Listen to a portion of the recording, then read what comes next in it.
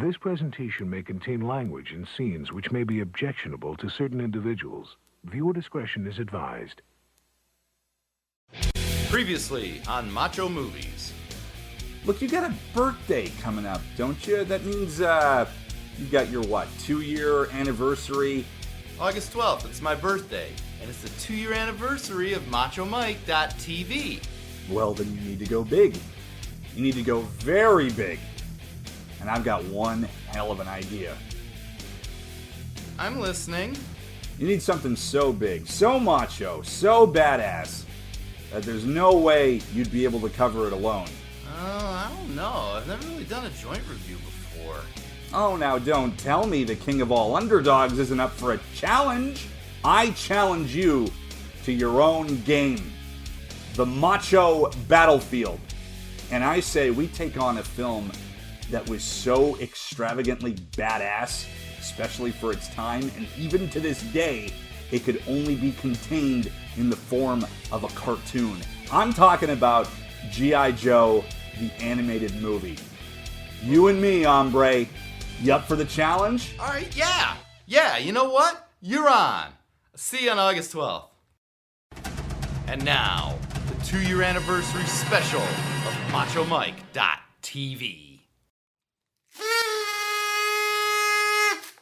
It's the 2-year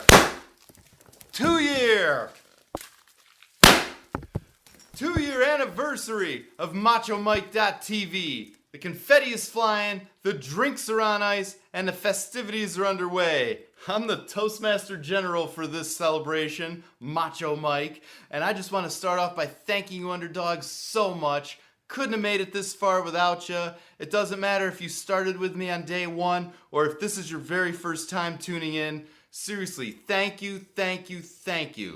Now, the Cinemasochist has challenged me to do a joint review of G.I. Joe the movie with him today, and we're about to get to that in just a bit. But first, this announcement. Underdogs, in honor of my birthday, I wanted to showcase some of the merchandise that's up for sale right now at MachoMike.tv in the merchandise section. I designed all this stuff myself, and I want to show you some of the newer stuff. In fact, I got it right here. First off, we have the MachoMike.tv sweatshirt with the logo in the upper left corner. There is nothing on the back. And we also have the Macho to the Bone t-shirt with the new Macho skull design on it. It says Macho to the Bone, and it has the MachoMike.tv logo on the back. And let's say you have this new Macho Forever t-shirt. It has the skull and wings design, and this is the white one, of course, and on the back is the logo. But if you don't want these in the colors that I've shown you, let's say you want this in blue instead of white. Let's say you want it as a tank top instead of a t-shirt. No problem, we got you covered. Here it is, same design, Macho Forever in the blue tank top, and the logo's on the back again. All these currently up for sale at MachoMike.tv in the merchandise section. You pick the style, you pick the color. It's all there for you underdogs to pick to your liking. On sale now at MachoMike.tv in the merchandise section.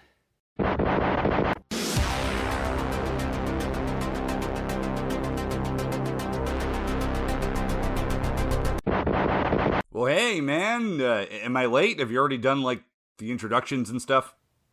Pete, you're a man who needs no introduction. If you say so. You ready to do this, birthday boy? You asked for it.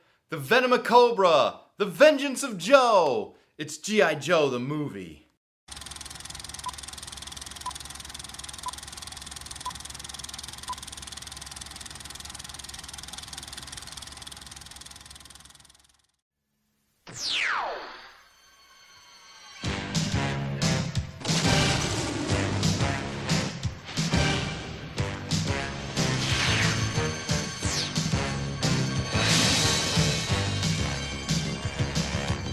Alright, first things first.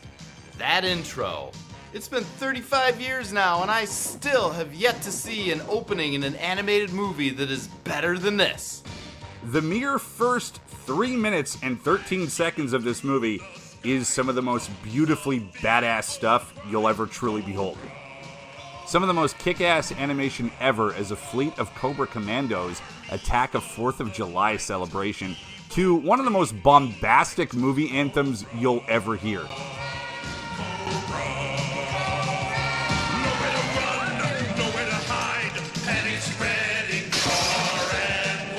Okay, this Cobra drone alone punching out this cameraman right here looks like it was meticulously animated by the whole team of Heavy Metal, Ralph Bakshi, and all 4 Ninja Turtles. Legend has it that these scenes were originally part of the final battle between G.I. Joe and Cobra in an earlier version of the movie script. And when the script got changed, they just repurposed the finished scenes into the intro that we see today. I don't know if that story is true or not, but whatever it is, we ended up with an intro that is positively macho to the bone on all levels.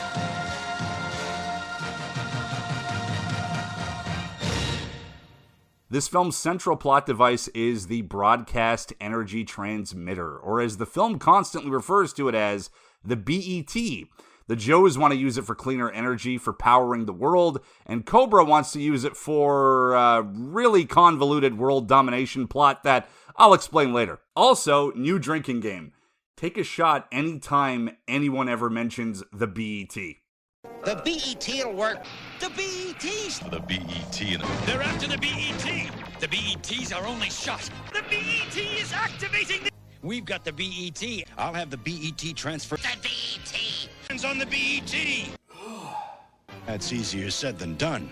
I always liked the big, strong characters the best, so Sergeant Slaughter and Roadblock were always 2 of my favorite G.I. Joes. Roadblock actually had a better outing against Nemesis Enforcer the first time than Slaughter did.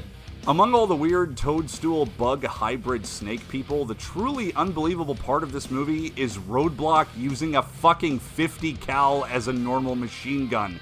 What a badass. Meanwhile, Beachhead is training a new squad of Joes, and honestly, this might be my favorite part of the movie. I absolutely love Beachhead. He's just a cranky commando in a ski mask and always gets pissed when any future Joe passes his tests because he designs them to be impossible. The intended lead of this movie is Lieutenant Falcon, who is what I would call a habitual line stepper. He's part of Beachhead's new recruit of Joes, and he's constantly screwing things up, like, for example, is the cause of Serpentor being released from the Joe's prison because he decided to give some floozy a tour of the Joe base. So he's thrown out of a plane and forced to go train with Sergeant Slaughter so he can fix his shit. Didn't it occur to you that a military prison is no place for a date? I thought you said you were in charge. The main villains of this film are Serpentor and these weird pod bug plant people led by Pythona and Globulus, because that's a real name. As with most successful shows based on toy lines, the movie gets ordered by the toy company with the intention to sell even more toys. In this case, Hasbro has a bunch of new G.I. Joe toy characters they had in mind already, but no names yet. One of these characters was actually Cobra Commander's boss, who had never been seen or even mentioned before at all. And since Serpentor was already happening for the 2nd season, G.I. Joe story consultant Buzz Dixon had to come up with the concept of Globulus and the rest of Cobra Law. Now, as for some of these character names like Nemesis Enforcer, these were just placeholder names. But Hasbro fell in love with them and the writers were forced to keep them permanently. This movie tries to give Cobra Commander a weird backstory, tying him to these weird tadpole plant bug people, making him once one of their civilization. He was disfigured in a lab accident, and then the weird mutant voiced by Burgess Meredith decided he was going to be Cobra Commander and, like, gives him an army and shit. This really is, like, the backstory that a kid would give to his action figures. The pod people, or whatever, have this absolutely mind-numbing plan to shoot giant spores into space that are set to burst and spread across the Earth, turning humans into violent primitives while they hide in an underground dome thing. Anyways, they need the BET so they can use it on the spores while they're in space so they don't freeze. I told you it was convoluted! Cobra Commander gets relentlessly tortured and eventually gets turned into a half-snake, half-man snake thing, which doesn't seem so bad. I mean, he's really jacked. There's an unlikely team-up between Roadblock and Cobra that I actually really enjoyed. Roadblock is one of the only main Joes not captured by the Chia Pets, and only Cobra knows the way out. Roadblock is also blinded, so he's forced even further to rely on Commander. I'm honestly not a fan of what Cobra Commander goes through in this movie. I mean, I get why he does.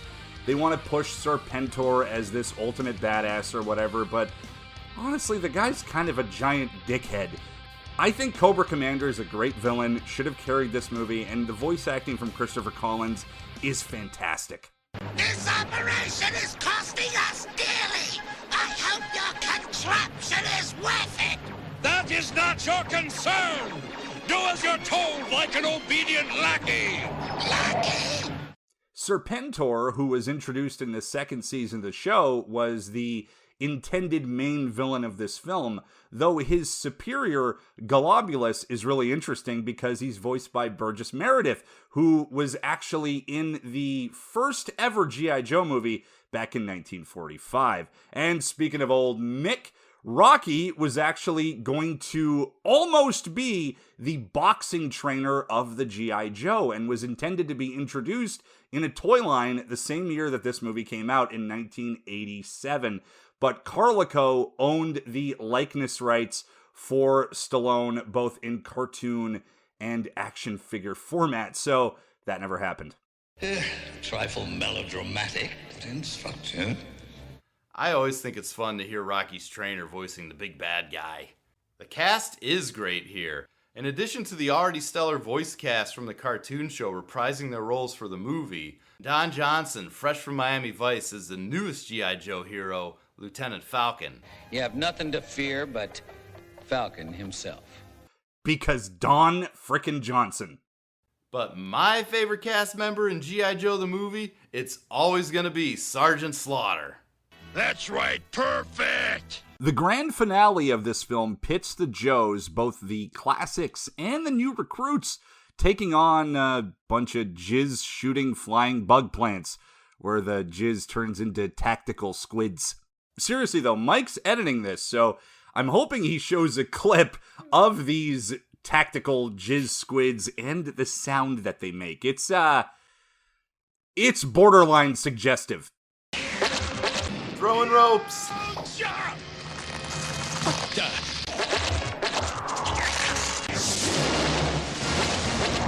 They're not dribblers, they're shooters.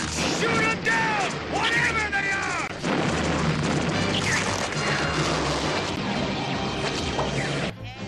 Man, who ever heard of being shot down by a salad? With about 20 minutes left to go of the film, the Joes are attacked by kaiju-sized sandworms. That's it, G.I. Joe the animated movie. Now you're just pulling stuff out of your ass. I want their heads. This I command.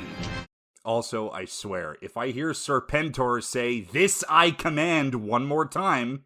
Cobra la la la la la la la la la la la la la. Every time I heard Serpentor going, Cobra la la la la la la la la la la la, makes me wonder if that's where The Rock got it from. If you smell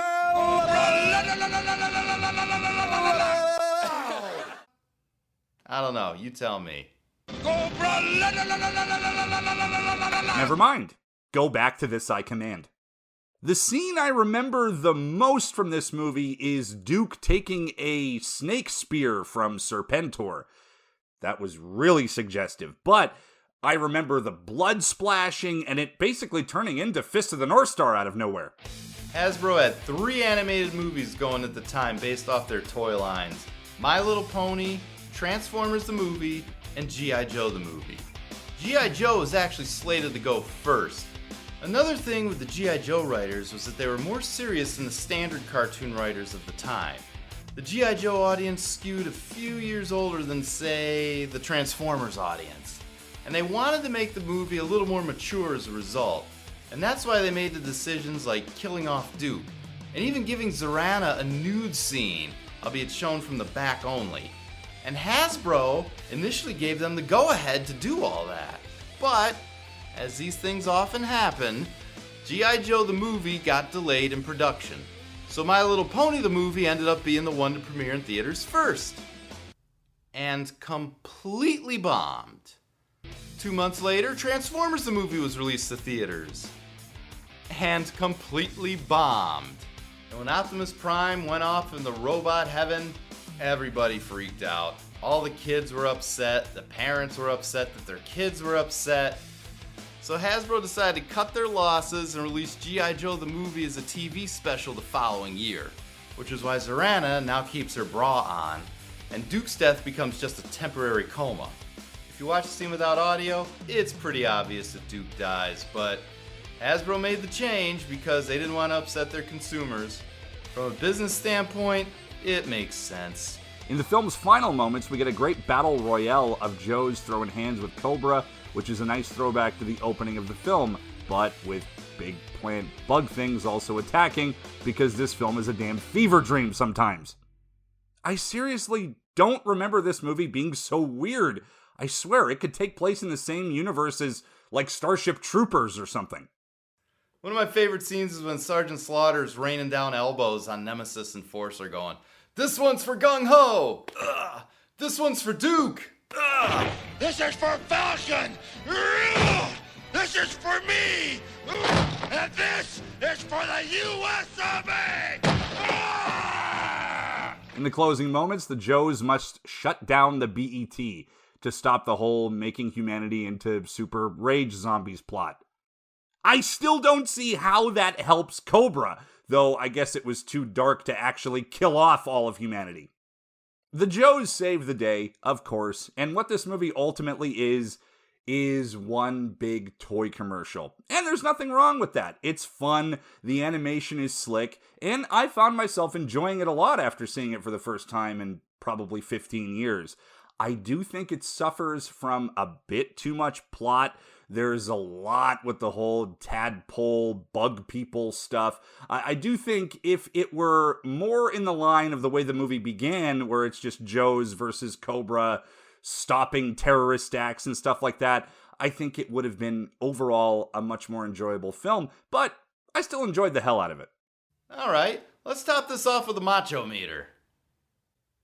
There's explosions galore, Pythona's manicure, obstacle courses, Big Lob's commentary, a training montage, battles in the snow, that's rare in action movies, Tank You, personal redemption, sandworms, laser blasting, rocket launching, eye stabbing, bitch slapping, respect is grenades, ninjutsu, kenjutsu, missile jutsu, and snake jutsu.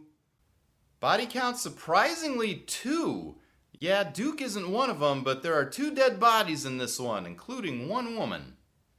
Go check out G.I. Joe 1987. I'm glad that I did. It's a much weirder movie than I remember it being.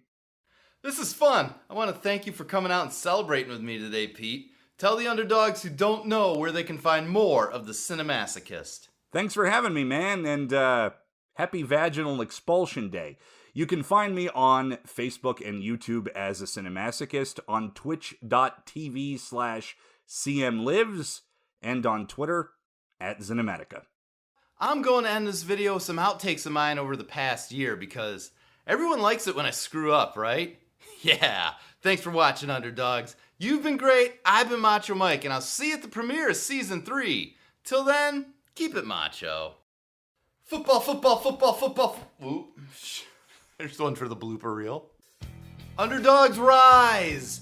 It's time for another macho movie with me, Macho Mike. I'm gonna try that again. You gotta be in a certain mood to watch this. I don't fake this, I'm really drinking it. Hey there, underdogs. Yours truly, Macho Mike, just pushing the finishing touches. Someone's bound to have their ass in the air with all these alcohols going around. Why can I not do 2 good takes in a row? I'd have another one of these egg martinis. Had to make me another one of those eggnog martinis to watch this movie. I did a macho movie. Oh yeah.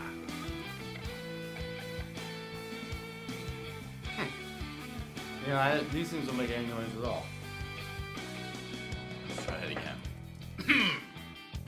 Excuse me. He's the ultimate super dog. Underdog superhero. This one's got some spice on him. This is my last Slim Jim. These things are messing with my throat.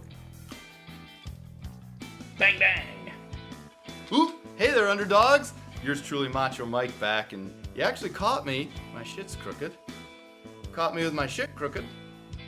They are literally just like the people in today's Macho movie. And I forgot the remote for, so I can't flip to it. And we're gonna try this again. Hold on. It's John Carpenter's Escape from LA. Let's try it with the remote facing the right way now. Alright. Don't break it, Mike. Till then, keep it macho. Remote, do that again.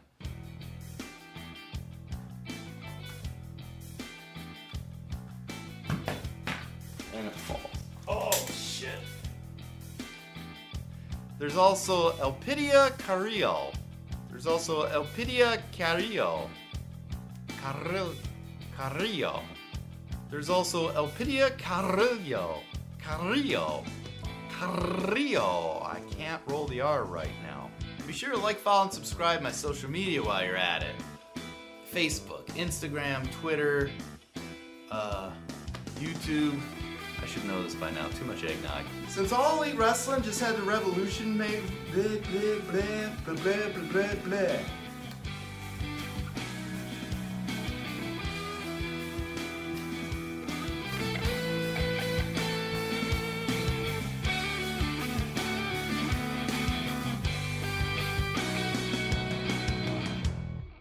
Now, I don't know about you, but I'm anxious to see them finally take. That's all, folks.